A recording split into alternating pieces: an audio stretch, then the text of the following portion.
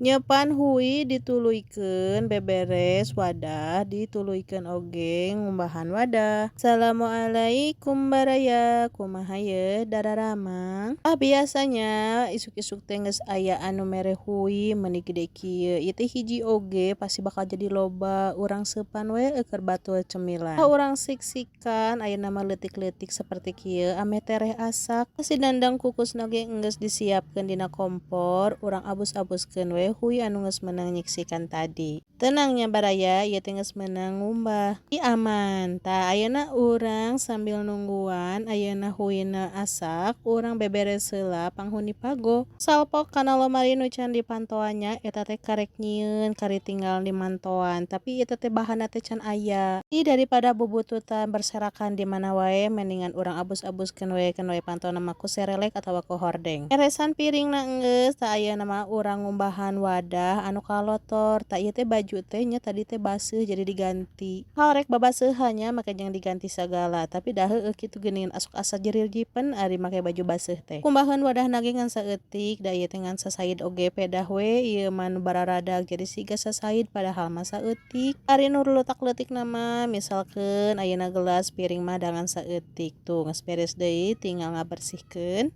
Can aya anu betah di rumahnya da heueuh kitu teh nya masih keneh bolak-balik. Jadi we di rumah teh ngan sakedap-sakedap. Kacarita ieu teh geus ngumbahan gelas, ngumbahan anu bararadagna geus beres, tinggal ayeuna nyeblokan caina. Lamun henteu diseblokan mah geuningan osok laleueur urut minyak-minyak lalunyut tina wadah kotor. Wadahna geus beres ayeuna mah rek mandi heula ah. Kacarita mandina geus beres geus ganti deui baju, tah ieu si huina oge geus asak urang abuskeun we kana piring rotan plastik. Geuningan ari bari barang gawe nu lain mah jadi teu karasa seseupanan oge tereh asak. Ieu teh geus segala beres nya seupanna geus asak, beberes geus asak. Sakieu heula video teh abdi jangan lupa bersyukur.